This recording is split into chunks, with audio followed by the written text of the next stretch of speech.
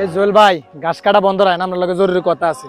ভাই আপনার এই আমরার লগে কোরবানিতে রাখতাম না, আপনি অন্য কারোর লগে কোরবানিটা দিয়ে এলাম।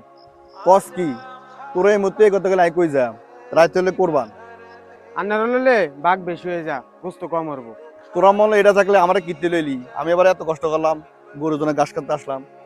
বেশি কথা কইেন না, আমরা যেটা কইছি এটা শুনেন, অন্য কেন গরু দেন। বাতিজা চল। বাতিজা তারে বুদ্ধি করে তো এই কারণেই লইছি, গরুর ফ্যান কাবাইতো, গরুর গোফরা লাইতো, গরুর জন্য ঘাস কাটতো, এই কাজগুলোকে আমরা নি কইরাম, আমার লগে কি তাদেরকে যায়? এ আল্লাহ, গরু ফেয়ে কি বুলনি করলাম, আজকে গরু খাওয়াতে তারা আমার বাদ দিয়ে দিছি। আল্লাহ, তুমি আমার এত ফরিকা কেন ফালাও? যে দিকে যায় ওই দিকে সমস্যা। এত সমস্যা হলে আমার গরিব কেন বানাইছো আল্লাহ বলো? আরে কেউ কোরবানি দিল না, কেউ কথা কয় না, কেউ ফাত্তা দেয় না, তাহলে কেন ফাটাইছো দুনিয়াতে আমারে?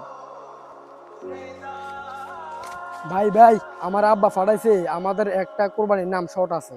এখন আব্বা কইছে আপনি আমাদের সাথে কোরবান দিবেন কিনা। আসলে কিটা? আলহামদুলিল্লাহ আলহামদুলিল্লাহ, চল চল তোর আপনার কাছে চল। আলহামদুলিল্লাহ, আল্লাহ যা করে ভালো তো না করে।